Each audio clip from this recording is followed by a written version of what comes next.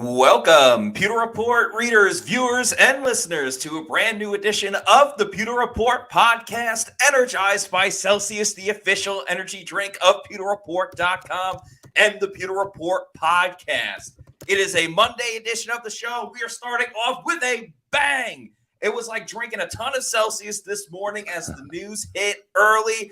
Mike Evans is a Tampa Bay Buccaneer once again. So I don't want to hear it from Texans fans. I don't want to hear it from Jets fans or Chiefs fans that said that Mike Evans was coming to their team, because they should know their role and shut their mouth, because Mike Evans was always going to be a Tampa Bay Buccaneer as he re-signs with the team this morning. We're going to talk all about it and what it means for the Bucs and Mike Evans.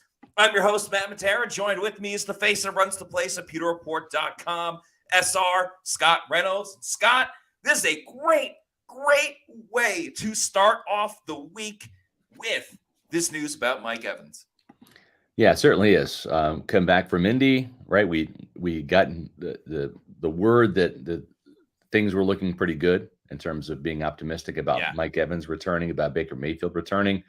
And sure enough, the first domino was fallen. It's been a big one, right? This is Mike Evans. Future Hall of Famer, future Ring of Honor member, Buccaneer for life. And the reason why we say Buccaneer for life is that's the term that Mike Evans, wanted to use. He wants to be a Buccaneer for life. That means something to him. But really what it means for the Bucs organization and with Mike is that this is a 2-year deal. And I love this. This could end up being a 3-year deal with a voidable year if the Buccaneers want to roll some cap money and lower his 2024 base salary, which I'm sure they're going to do. I don't think he's going to sit on there for $26 million worth of cap space this year. So they're going to do that. They're going to lower that first year contract amount. My guess is it'll probably end up being a 3-year deal, but it's a voidable year. So it's really 2 years.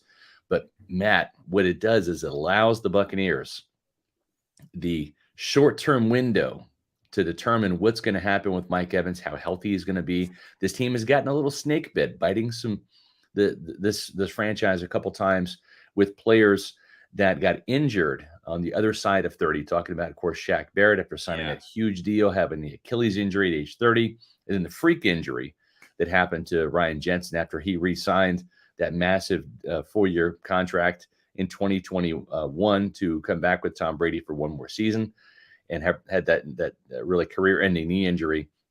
This safeguards the team a little bit. There's $35 million guaranteed for Mike. So really what that is, that's classic Mike Greenberg. It's your first year is fully guaranteed and half of your second year. So I think it's a great deal. It's a win-win for both Mike and the Buccaneers. And Matt, what it allows this team to do is kind of get into that Rondé Barber, Levante David mindset of, hey, you're in your 30s now. You want to keep playing? We'll do another 1-year deal. Do another 1-year deal. Do another 1-year deal. And it really makes things affordable for both the Buccaneers. And if Mike is still cruising along, right, at age 33, then you re-sign him for another $26 million. Why not? Yeah, that's the big thing that kind of first stood out to me. And just again, for people just filing in, Mike Evans re-signing with the Buccaneers. It's a 2-year, $52 million contract. So that's $26 million per year. But obviously the big thing is guaranteed money. Mike is reportedly getting $35 million. So as Scott said, a great deal for both sides. And one of the boxes that the Bucs had to check, because Mike was at the top of it for sure. But there's Mike. There's Baker Mayfield. There's Antoine Winfield Jr., Levante David as well. So a lot of pieces moving around, and they put this first piece into the puzzle with Mike Evans. And that was going back to what I started with. That's what I was kind of like surprised about first when I saw that it was only for 2 years, because a lot of us were predicting 3 years, maybe if Mike even wanted a 4th year, whatever it may be. And it's still, in a fascinating way, it's still a little bit like Mike betting on himself, because he's still getting plenty of money on this new contract and this new deal.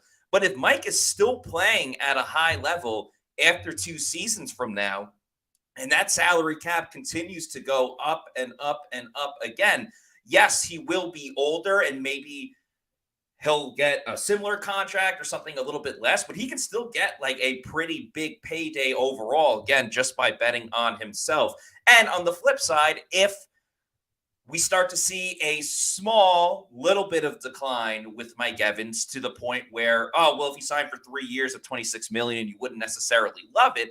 The Bucs aren't totally locked into all of that. And you could still bring Mike back, as Scott was just saying about 1 year deal after 1 year deal. You can get him, make sure he's in the fold, but also not kind of limit yourself to contract restructuring and signing new guys and re-signing players for future seasons because of this deal. So all around, just fantastic. Avoiding free agency, I think, is big because you might see it with Baker. Hopefully you don't.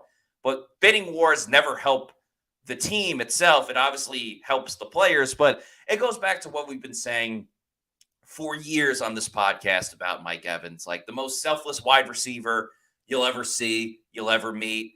Just wants to win, just wants to be comfortable, have that peace of mind. And if he wants to be a Buck for life, well, he's going to be a Buck for life. Yeah, and to me, really, I think this is the first domino to drop in free agency, right? This is only going to help the team when it comes to getting Baker Mayfield's contract done. I think that he's the next one. The Buccaneers made it clear that they wanted both Mike Evans and Baker Mayfield signed before the start of free agency, which really, in essence, is a week from today, because that's when the open negotiating period begins, the legal tampering period, if you will. And Pewter Report has already reported, and I'll drop this in the chat here. There's already 2 teams, from what we heard in Indy, that are lined up for Baker Mayfield if he becomes a free agent. One of those teams is the Atlanta Falcons. They have some serious interest in Mayfield if they don't trade for Justin Fields. And it makes a lot of sense because if you're Atlanta, you get the double whammy effect of stealing the Buccaneers starting quarterback, knocking them down several pegs. And maybe it's a thing where Atlanta feels like they're a quarterback away, right? They're going to punt on Desmond Ridder as their starter now that they've got Raheem Morris and Zach Robinson in there. And he certainly had problems with turnovers last year in Atlanta. Couldn't get the Falcons over that 7-10 hump that they've been at the last 3 seasons that cost Arthur Smith his job. The other team that is interested is the Minnesota Vikings, who got a first row seat to Baker Mayfield back in week 1. Not only did Baker Mayfield beat the Falcons in Atlanta down the stretch, which really propelled Tampa Bay into that NFC South title contention again. They ended up winning it, of course, and Falcons didn't. But back in week 1, it was a 20-17 comeback win led by Baker Mayfield in his first game as a Buccaneer up there. Outdueling Kirk Cousins in the second half of that game. Cousins now 36, Matt, coming off of an Achilles injury, wanting a huge payday. And unfortunately for him, 1-4 career postseason. I think the Vikings might be looking to move on. And Baker Mayfield is 7 years younger than Kirk Cousins, and probably a better long-term investment. So if the Buccaneers can't get Baker Mayfield under contract this week, then they run the risk of not only maybe losing him to a couple teams. I don't think it's going to happen. I think he's going to re-sign, but you know how it is in free agency, right? All it takes is one team to come in with a huge offer, and it can really wreck the Buccaneers' salary cap plans if they have to pay more than they expected, because now all of a sudden you've got these suitors coming in and bidding up the price. It's all about that one team that's a little overzealous, and that's why it's so important that Mike is back in the building. Because, yes, Baker does want to get paid, and he deserves to get at least a salary increase from the year before when the Bucs got him on that bargain.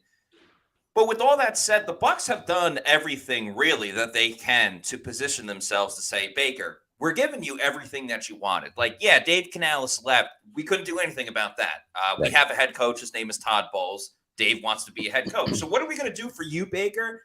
We're going to bring in an offensive coordinator that you got to work with that has a similar offense that you operated under the year before. And, oh, by the way, when your career was kind of in shambles, you at least found a smidgen of success with this offensive coordinator in Liam Cohen. By the way, you want to talk about familiarity, Baker? We're going to re-sign your best weapon, your best offensive player, and the greatest offensive player in Buccaneers history, Mike Evans. You think you and Mike did well together? Well, Mike, I will remind you, Baker, led the NFL in touchdown catches last season with 13, which helps pad your stats as well, Baker Mayfield, which got you to that Pro Bowl, which, well, you did this on your own, but winning a Pro Bowl MVP as well. So having Mike in the building with Baker and the continuity that he wants and the familiarity that he wants. And, you know, I was listening to something the other day or reading, doing them both. And someone was saying that at the time, Odell Beckham was kind of the worst thing that happened to Baker Mayfield because Baker was kind of like cruising along, doing his thing. And Odell was like the first wide receiver that was kind of like, give me the ball, give me the ball. And it really changed how Baker played quarterback, where he started to force it to Odell Beckham a little bit more. And when things weren't working, that's when he saw some of the turmoil. And Baker wasn't playing the quarterback style that he was used to playing. Well, fast forward, he goes to Tampa Bay. Yes, he got Mike Evans the ball anyway because Mike's a great player, but Mike doesn't have that attitude. Mike doesn't have that me first type of mentality. And you could say working with a great wide receiver is fantastic, but you also need that type of wide receiver that has a mindset that can kind of pair well with you. You don't need everyone to like have the same emotions and reactions and things like that, but the being symbiotic, I guess is what I'm trying to say, is super, super important. And I think Mike and Baker, I mean, Mike can do it with anyone. Let's be real. Johnny Manziel, right. Jameis Winston, Tom Brady, now Baker Mayfield. But the comfortability factor that Baker will have with Mike Evans in year two, that was just one season, and that's right. What they did. Imagine what they can do in year two. Yeah, especially given the fact that there's so many similarities between Liam Cohen's offense and Dave Canales'. This is not starting from scratch in a brand new scheme with foreign concept, et cetera. This is not like moving from Bruce Arians' offense to Dave Canales, which were kind of two different things. This is a lot more closely aligned. And Liam Cohen doesn't have to use his imagination, right? He can turn on the film from last year and see Baker Mayfield throwing touchdown passes to Mike Evans and saying, okay, we want to continue doing this because it worked. Yeah. And I'm going to add a little bit of stuff here and there from, from my days out in LA or my days in Kentucky that worked and kind of refresh this offense, give it some new twists and wrinkles and looks that NFC South teams like Atlanta, Carolina, and New Orleans didn't see last year, playing the Bucs twice. So I'm excited to see what this offense holds. You and I both had some great vibes from those initial press conferences, the one before the cameras, then the one it was on the record, but it was like an informal setting with Liam Cohen. We get to ask him some more direct questions with the Bucs beat writers. And I just think that this team has the opportunity, especially from the offensive side. We saw the increase in production, Matt, going from 18 points per game in Byron Leftwich and Tom Brady's final season in Tampa to 21 points per game, a full field goal increase with Dave Canales and Baker Mayfield. And I think that another 3-point increase. I think Tampa Bay's offense with Mike Evans back, they're going to add some more offensive pieces. You know that. I think the pass protection could be better with some better offensive linemen up front for Baker.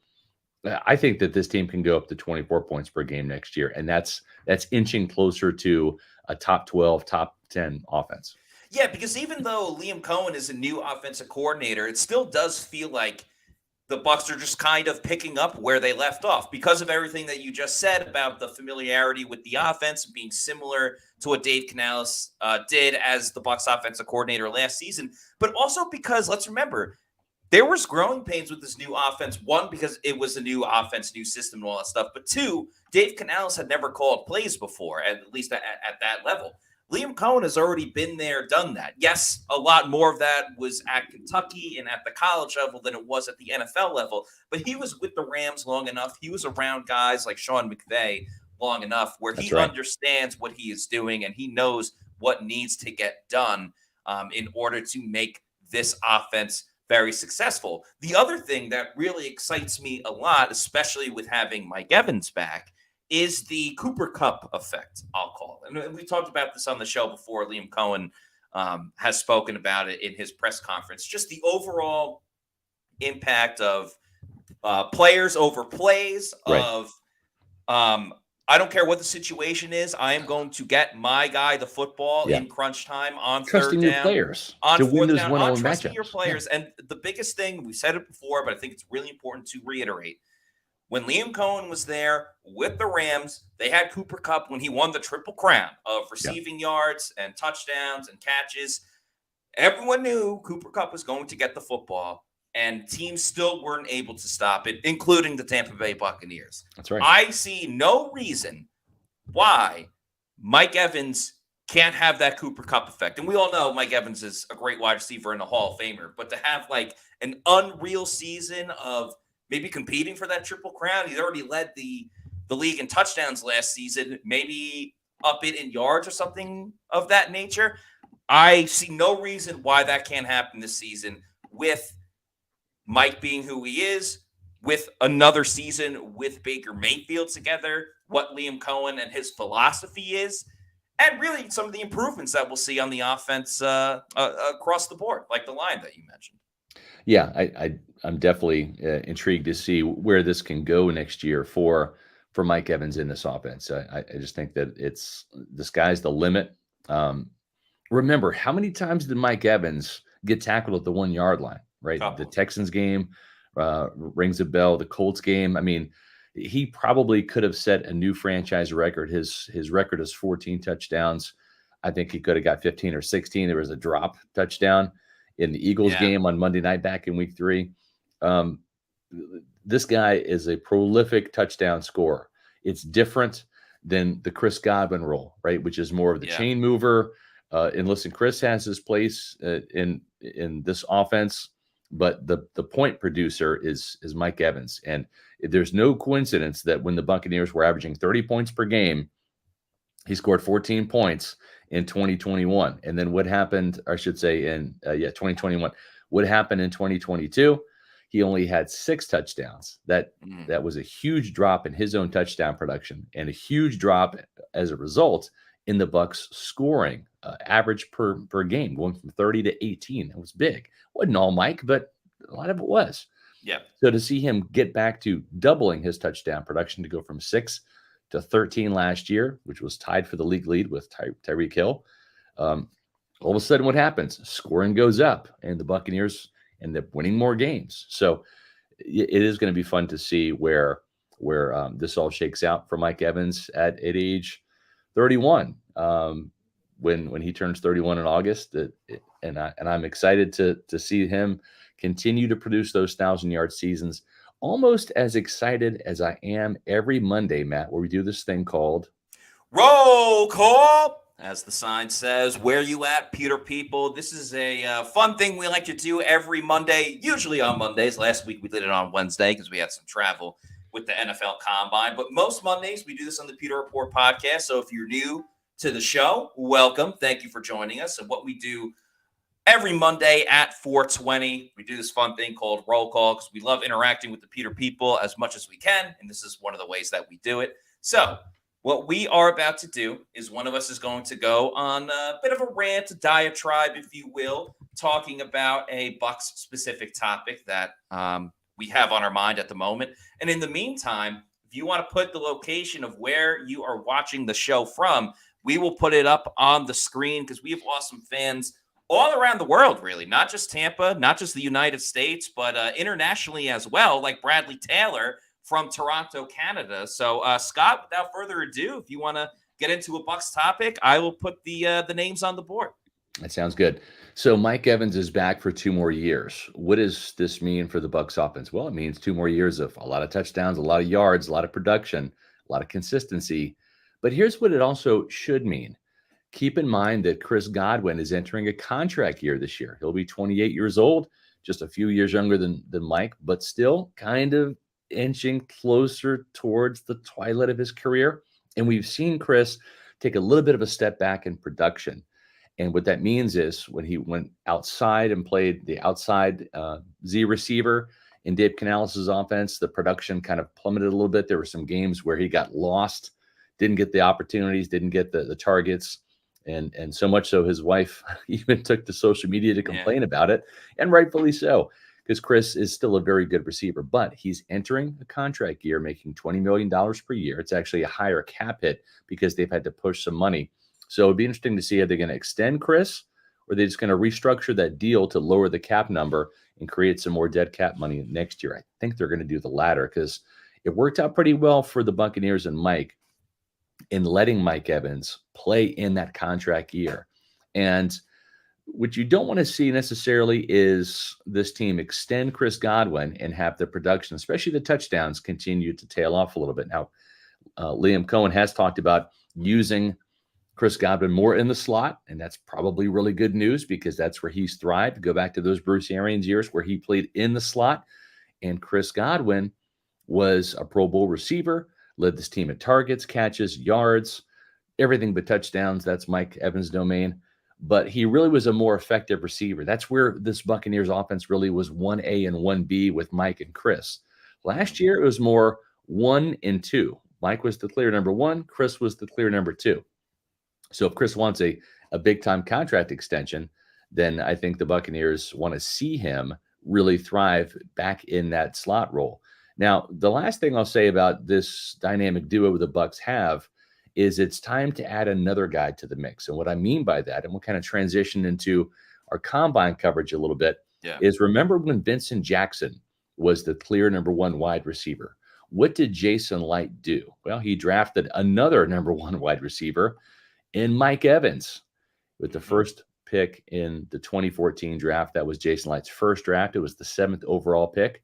And all of a sudden, the Buccaneers had that 1-2 punch. But it was really more than that, because Mike and Chris are only separated by a couple of years. Well, that wasn't the case. Vincent Jackson was entering the twilight of his career, actually well into it. And Mike was an up-and-coming guy. They both had 1,000-yard seasons in 2014. And that's where it all took off for Mike Evans. But it's time for Jason Light and Todd Bowles to draft another premium wide receiver. I'm not talking about Trey Palmer. He's got some potential, but we didn't see enough of it. I'm talking about a bona fide, legit number 1 wide receiver that can come in and either replace Chris Godwin after the season or be in the hopper and have that valuable experience with Mike Evans, learning under one of the game's best, just as Evans did with Vincent Jackson, one of the game's best at the time. And you can go talk to Mike about the late, great Vincent Jackson, and he will say that he owes a lot of his success in his career to watching a pro's pro do it for a couple of seasons before Jackson ultimately retired. So, Matt, we saw the Buccaneers talk to several of the wide receivers in this draft that could be there at the bottom of the first round. Keon Coleman from Florida State, the speedster from LSU, Brian Thomas, who had a fantastic 40-yard dash time, and even one of the Washington stars, Rome Odunze, won't be there, but maybe Jalen McMillan, who was really kind of the straw that stirs the drink up there for the Huskies. Maybe one of those 3 guys ends up being a high draft pick, maybe in the first round, maybe in the second round. But I think this is the year where the Buccaneers should invest in another starting caliber wide receiver. You never know what's going to happen with injuries. We saw Russell Gage go out in training camp, and he'll be gone. The team will move on from him. But I just think that get another wide receiver in there so you can hand the baton off from Mike to the new guy whenever the time comes, and have that guy be ready to play. Or maybe you move on from Chris Godwin after this season and you have another guy you compare with Mike and Baker Mayfield. There's no drop off. I'm in full agreement with you, Scott. I think really the big question, though, is like, what round do the Bucs draft that wide receiver? Because I would love for the Bucs to draft a wide receiver in the first round. But when you also look at some of the other positions they need, like outside linebacker and center and things like that, it kind of makes it tough to justify taking a wide receiver first when you have some of those other positions that are a little bit more of a pressing need in terms of having an immediate starter. But I'm absolutely with you there for a couple of reasons. One, it's tough to pay wide receivers over $20 million per season for a bunch of seasons and have 2 different guys doing it. So eventually the Bucs are just going to wear themselves out with all of this money going to wide receivers if they're not exactly getting all of the production that they want. And that kind of goes to what you were saying about some of the lack of production from Godwin in the middle of the season and his wife getting involved, and even the amount of touchdowns that Chris Godwin scored. I don't know if that was worth the money that he got. Yeah. And I'm not sitting here saying move on from Chris Godwin, but I am all for the Bucs being proactive and being ahead of the curve than saying, oh my God, like we're not re-signing Chris Godwin. Now we have to get a wide receiver into the mix. Another big reason why I'm really a big fan of it is because outside of Mike and Chris, and I get it, they are the top dudes. They're going to get the football. It wasn't necessarily a huge need of the Bucs to kind of fill those other roles, third and fourth wide receiver. Right. With all of that said, other wide receivers that they drafted in recent years, Trey Palmer, who we like to a degree, he was a late round pick. Jalen Darden, who's not on the team, he was like a late 6th round pick. Scotty Miller was a late round pick as well, and he served a certain role on this team. He was never going to be like wide receiver 2 unless it was a big injury. Even some of the other guys they have right now, Devin Tompkins, undrafted free agent, they're more for gadget plays and special teams. And even like David Moore, who was very fun to watch last season, he's a veteran player that's going to sign 1-year deal after 1-year deal. And that's nothing on David Moore. I really liked him in Tampa. I'd be fine if they re-signed him.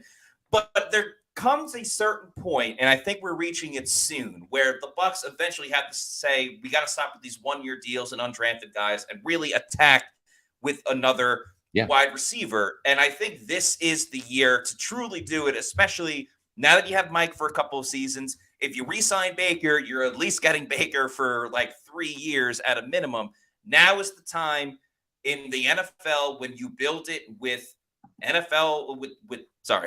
like offensive players and building out an offense.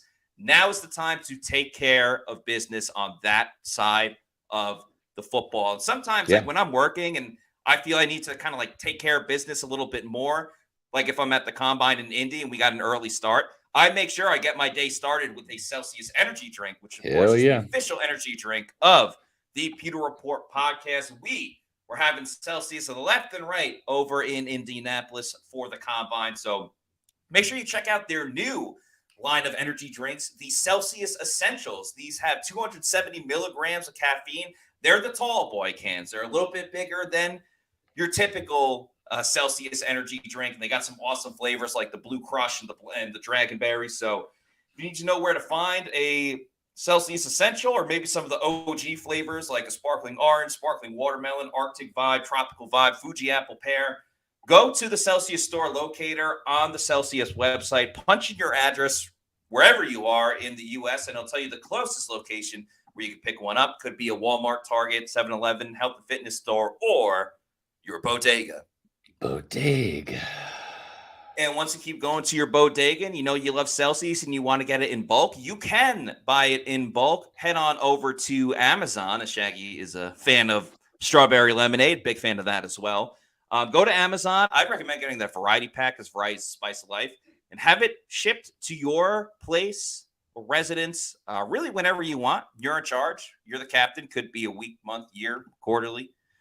Just make sure you're drinking Celsius energy drinks. Make Celsius your number one pick. Celsius, the official energy drink of the Pewter Report podcast. As we keep the show going, I want to give a shout out to some of the participants in roll call during today's Pewter Report podcast. Great turnout once again. Can't get to every single person in terms of the personal shout outs. Well, of course, I always put your location up on the screen, but want to say hello to Buck78 watching from Gluckstadt, Mississippi.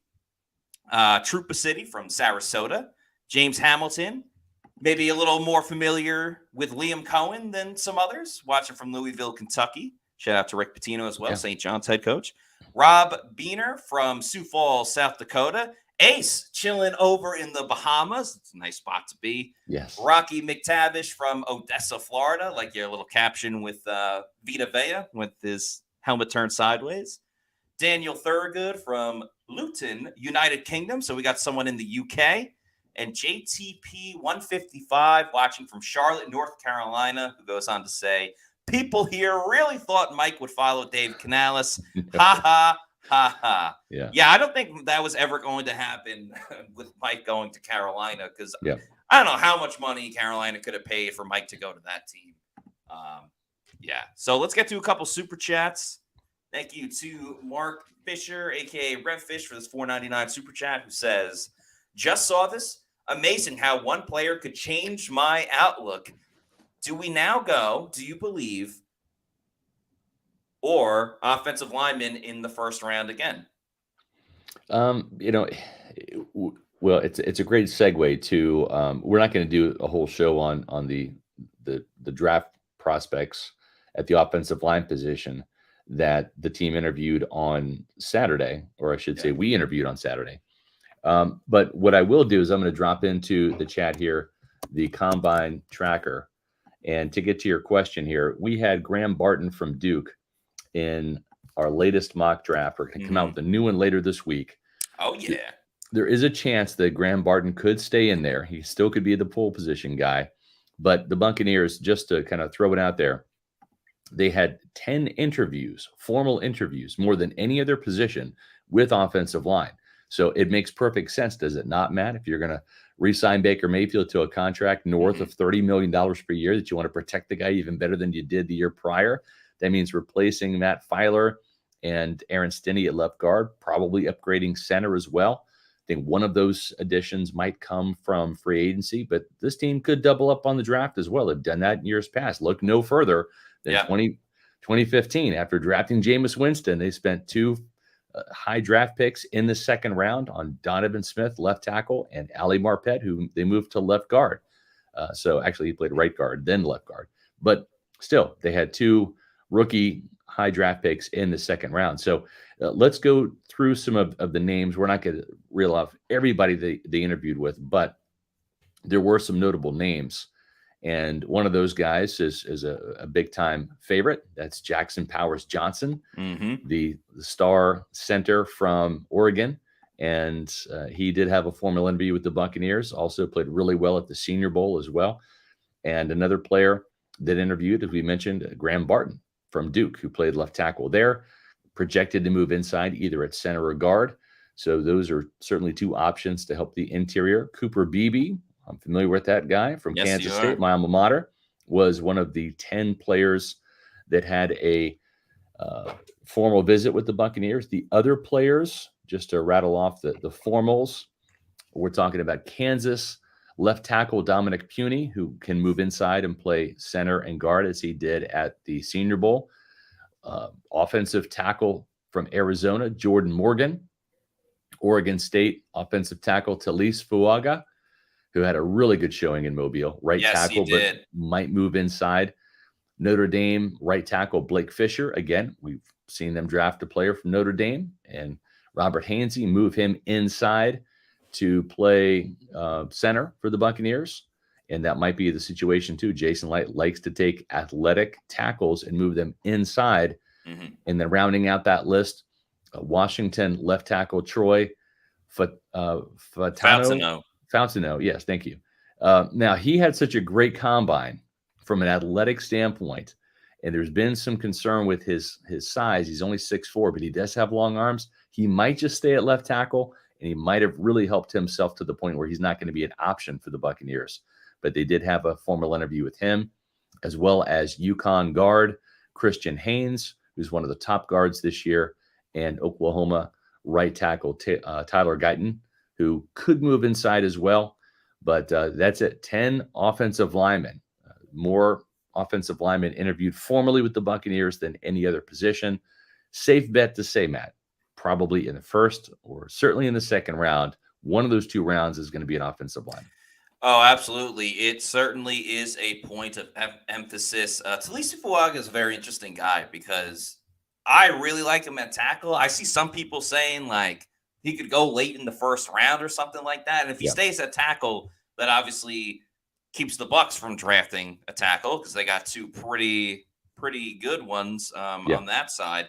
But I just really like him as a player. So and I spoke to him a little bit at the Senior Bowl, and yeah, we'll see. Bucs love to kick guys inside, so can't totally rule it out. But that one was one that I kind of like questioned a little bit. And obviously, if Jackson Powers Johnson is there when the Bucs are on the clock, I think they sprint to the podium to get that pick in. But don't think he's going to be there, right? But, I know, especially now with Jason Kelce retiring. Congrats to him on a great career. makes the Eagles even more in that spot to go pick him. Anyway, thank you to Michael for this $4.99 super chat, who says, how much faith do you guys have that Bowles will be able to fix the pass defense, which was not good last year, to say the least? He's a smart enough coach. I think if he has the players, that's the thing. I mean, it was a revolving door at cornerback. It was Zion McCollum who was the constant, either at left corner or right corner. Whoever was injured that week, whether it was Jamel Dean or Carlton Davis, we saw Zion get more snaps than either one of those guys, despite truly not being a starter. But he ended up being a starter. I think that he will be one of those outside guys this year. I would not be surprised if the team moves on from Carlton Davis. And when looking at the players that they interviewed in Indianapolis, Matt, at the cornerback position, they interviewed a bunch of them, probably the second highest number. They had 21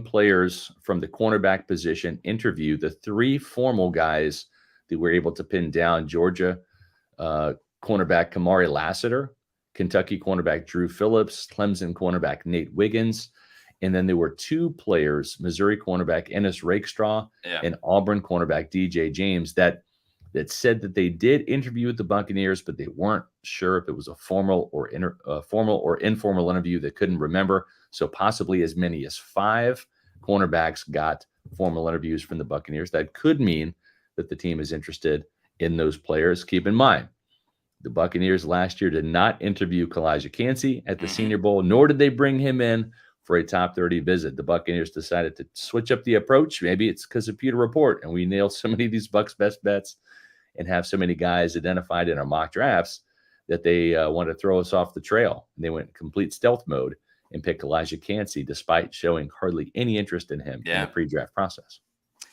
Yeah, it was quite the move by Jason Light in the front office, but hey, it worked. I mean, we all saw the year that he had, especially when he was healthy. It's interesting. When I look at this comment/question, says helping the pass defense. So while, yes, you gravitate towards the secondary, but I kind of think that a lot of those concerns can be wiped away to a degree by fixing their pass rush.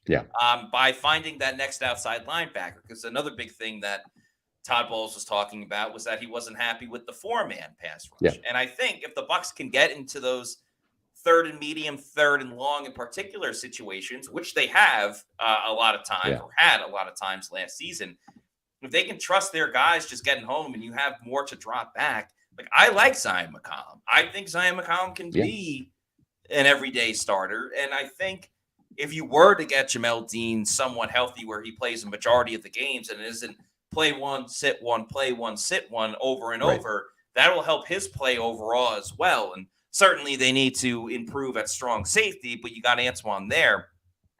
We know Todd is going to blitz a fair amount, but just having that consistent edge rusher that is just always going to be on the mind of the quarterback and the opponent week in and week out, I think it actually helped that pass defense a lot more than just, hey, let's cut Carlton Davis and all of our issues will be solved. I don't necessarily see it that way. Like, yes, you still want to bring in a corner that can, or safety that can take the ball away, because we know that it was a huge issue with the Buccaneers, really not just last season, but the past couple of years. However, I still think addressing that pass rush is probably most important and will clear up a lot of the other problems on the back end.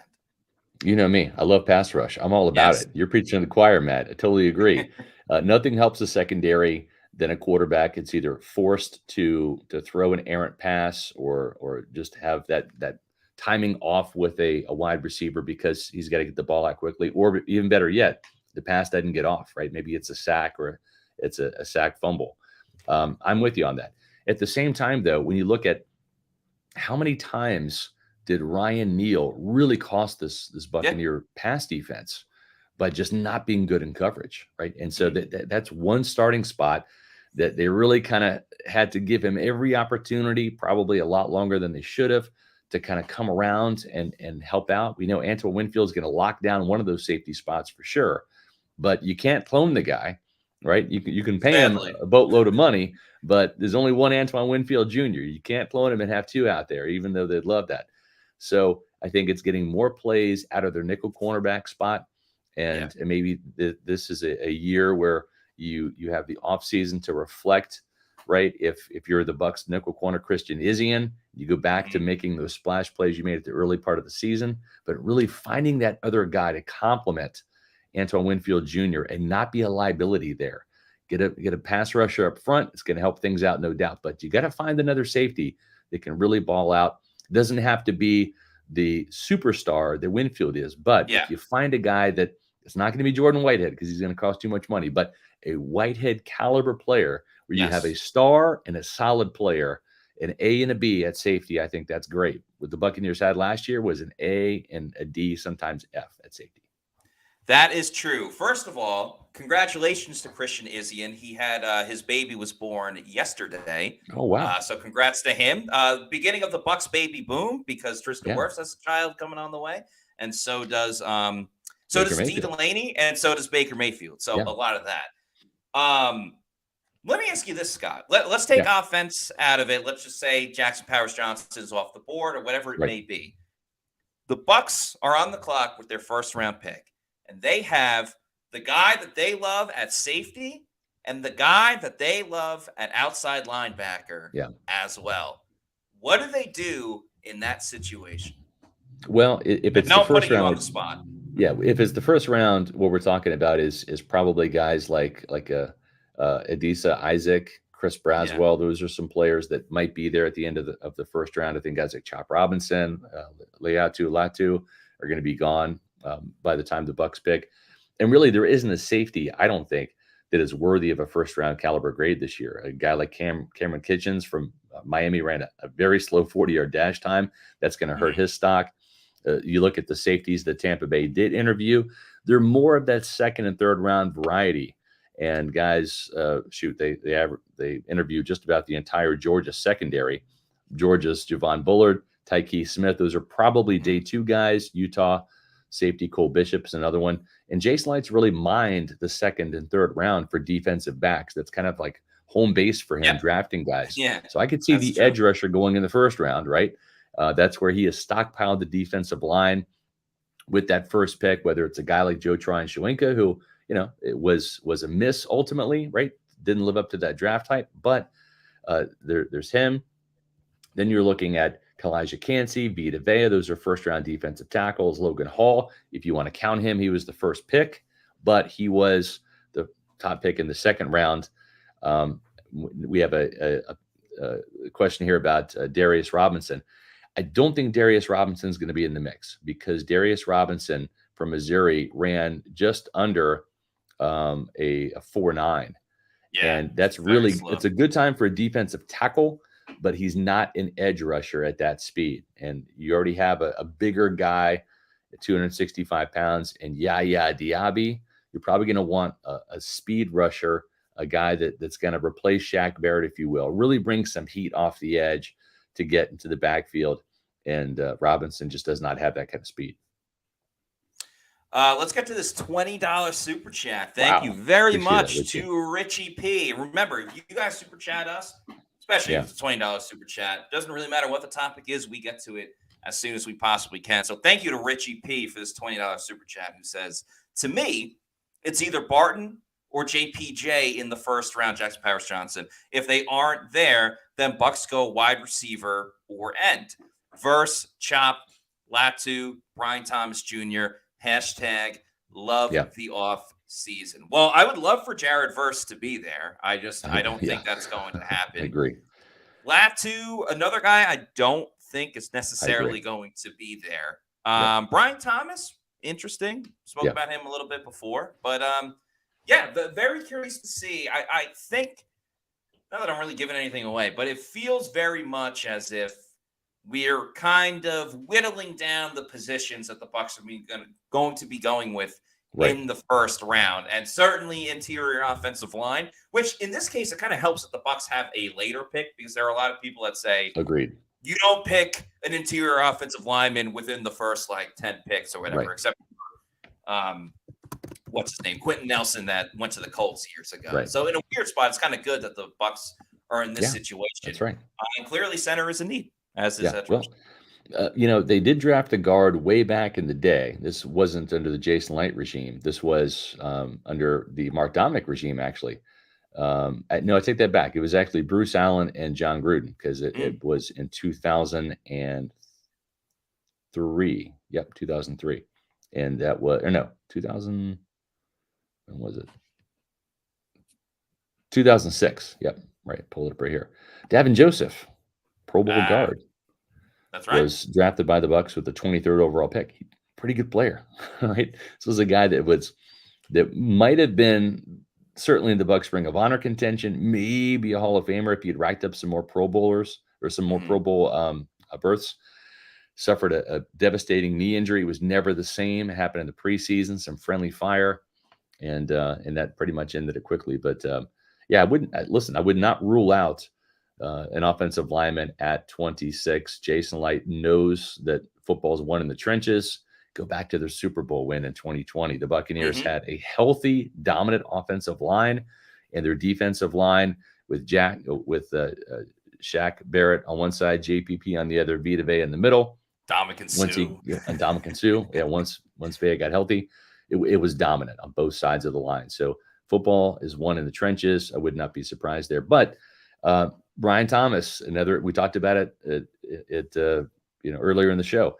Yeah. You got Mike Evans under contract, get another elite wide receiver, groom him, get him as much experience as you can with Mike Evans for a couple of years, like Mike Evans had with Vincent Jackson at the twilight of his career. So I thought that's certainly a worthy option there as well. Folks, this week is just getting started, right? We're having a lot of fun here. It's a Monday. We've already done roll call.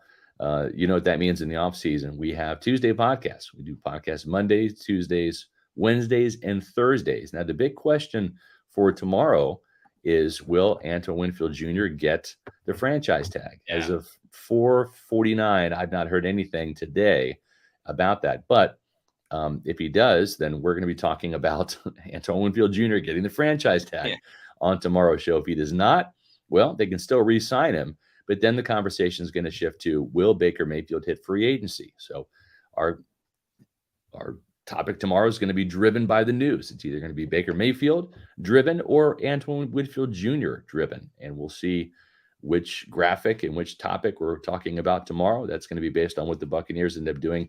They have until 4:00 tomorrow to use the franchise tag on a player. If they're going to use it, it's going to be on Winfield, not on Mayfield, because the franchise tag, Matt, for quarterback is just under $37 million. That's a little cost prohibitive. And Jason Light had some very interesting comments when we spoke to him at the Combine. When asked about using the franchise tag, he said it's a good tool to have, but he doesn't necessarily know if he's going to use it this year. Now, was it a poker face type of thing? I don't necessarily know. However, if they don't end up using it, I do not see any type of way Antoine Winfield Jr. is not on this team. I can see Baker going to another team, go getting that money.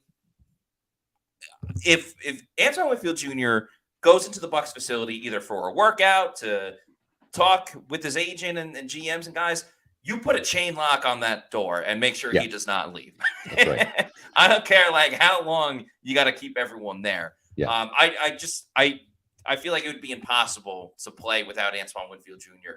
on this team. So it'll be very interesting to see if they end up using it at all, or if they put it in field and then say, we're just doing this so we can kind of figure out a contract at a later date. But I don't really think there's going to be a Bucs player that the 2024 season is playing on the franchise tag deal. Yeah, I agree. I think a deal is going to get done. And I'm with you, Matt, 100% on there. We have a question here, because we're talking about, obviously, Baker Mayfield being next in line with the Buccaneers after the re-signing of Mike Evans. Question here from Brent O'Neill. How old is Michael Pratt? That's the Tulane quarterback. If you I'm only familiar with Mike Pratt. Sorry. Yeah, exactly. Goes by Mike Pratt now because it sounds cooler, I guess. But Pratt was one of 4 quarterbacks that the Buccaneers had formal interviews with, and wearing those ultra cool green wave Tulane uniforms there. Pratt is 22. He'll be 23 in September. So even though he was a 4-year starter for the Green Wave, still not terribly old. Like, he's not one of those 24-year-old guys. So Pratt I think would be a great fit and a great addition after you address some of those needs. As I wrote about this, it was a bit of a controversial column, got a lot of traffic. The Bucs had the right premise in drafting a quarterback after the Bucs won the Super Bowl. You wanted to see maybe that handoff between Tom Brady and the next guy. Yeah. It just hasn't worked out that it's Kyle Trask, at least not yet. But the process was sound. This team should not be drafting quarterbacks, twice every 10 years. You need to continue to draft quarterbacks until you hit on one, because you never know when injuries might strike or when a player's just, falls off the map. And maybe your draft pick doesn't pan out. The Bucs gave Jameis Winston 5 years, Matt. It didn't work out. He's not a franchise quarterback, nor is he really a starting caliber quarterback.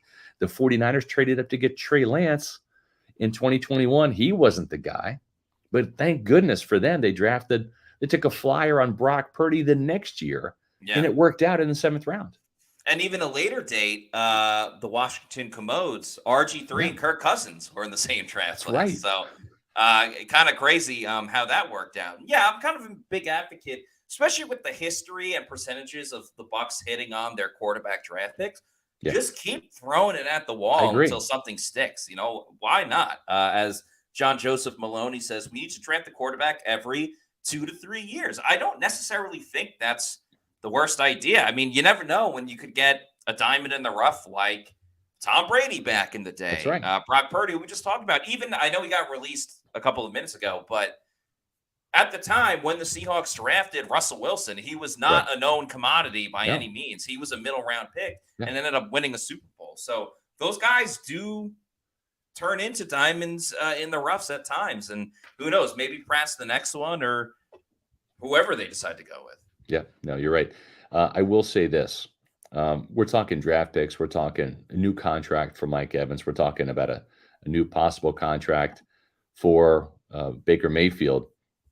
My advice, whether you're a draft pick, whether you're a top free agent signing, or whether you're just a pewter person out there watching the show, if you're looking to make the most of your finances, well, there's one place to turn, and that's over at Immuni Financial. At Amuni Financial, we help you live in the now. Dude, congratulations. We're so happy for you. Thank you. And even though the now may feel very different, you still need to plan for the future. How's retirement treating you? Oh, just fantastic. I know I say it all the time, but you really got to come up to Colorado. Let's do it. All right. Yeah. We can help you develop that plan to keep you on track, so you can still prepare for tomorrow, today. Amuni Financial. Plan ahead, stay ahead.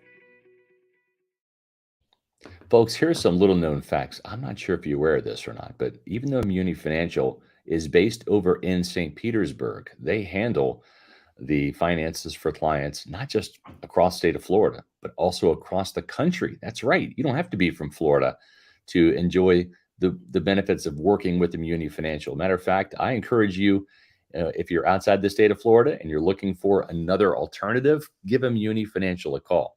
I've got most of my financial investments with Immuni, so if I trust them, I encourage you to do the same.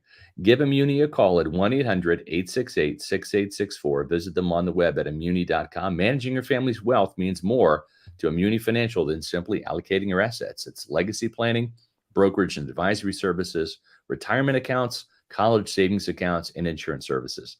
They've got over 40 years of experience doing this, folks. Let Immuni Financial help you plan ahead and stay ahead. Again, 1-800-868-6864 or visit them on the web at immuni.com.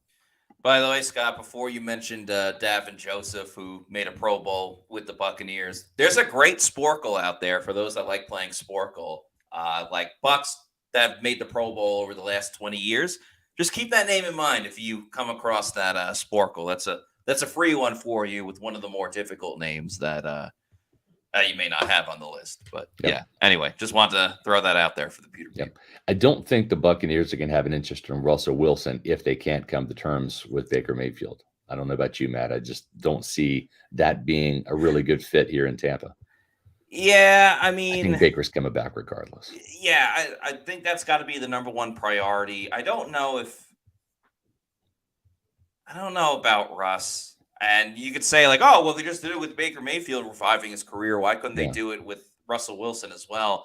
I feel like there's a lot more baggage with Russell Wilson than there I agree. was with Baker. So when it comes to that, I'd almost rather them go with like a Gardner Minshew, who we've talked about. I know Kyle Trask will never get an opportunity, but just I don't think Russ is the right move. Or maybe Pratt. Maybe Pratt gets in the running to be the starter in that situation. Yeah, we shall see. Well, one thing is for sure that Baker Mayfield, who I believe has a condo in Tampa, he's going to be able to afford a brand new house in Tampa Yes, he is. for his brand new baby that's on the way, and his wife Emily. And if he's looking for a good realtor, well, I've got somebody in mind, and you might know his name by now. He's an avid Pewter Report reader. He's also a Tampa native. I'm talking about the one and only Eric Gross in the Eric Gross Group. That's right. Folks, this is the official realtor of Pewter Report for a big reason. Why? Because Eric has got the experience in the game to help you buy a house or sell your house and get the best value that you can out there in the free agent market that is the marketplace for homes these days. That's right. The Eric Gross Group has done hundreds of transactions in this crazy real estate market. They've got the experience that you need in any type of situation. With their strong team of vendors and a network of over 85,000 agents due to the eXp Realty Group, the Eric Gross Group will turn your dream of buying or selling a home into reality. Their clients are not just transactions, they're lifelong friendships. Don't let the stress of buying or selling a home get you out of the game. Let the Eric Gross Group take the pressure off. Find them on Facebook and Instagram at Eric Gross Group, or check out their awesome website, housesinfla.com. That's housesinfla.com. for a list of their inventory and open houses they have coming up. Or you can give Eric a call at 513-907-4271. Start the conversation about Tampa Bay football, but then let him help you with your real estate needs. No matter where you are on your home ownership journey, you're going to feel welcome at the Eric Gross Group, the official realtor of Pewter Report.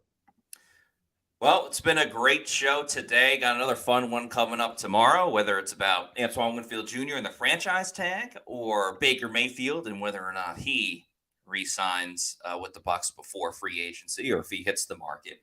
But until then, make sure you're following us on all of our social media on X, Instagram, Facebook, and YouTube. We are at Pewter Report. Our YouTube channel is Pewter Report TV. Make sure you subscribe and hit that like button on all of our channels. We got tons of great content. I have a Mike Evans get signed reaction video that went up this morning. Still a lot of clips from the combine, things that you can watch that's already on there, other things that will pop up throughout the week as well. So please like, subscribe, leave a comment on this video as well. Once it's done, I'm not talking about like in the chat, but in the comment section. Yeah.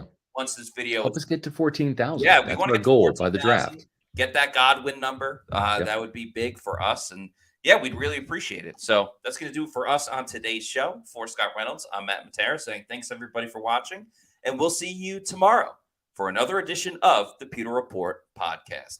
Mike is back. Mike Out. is back. Out.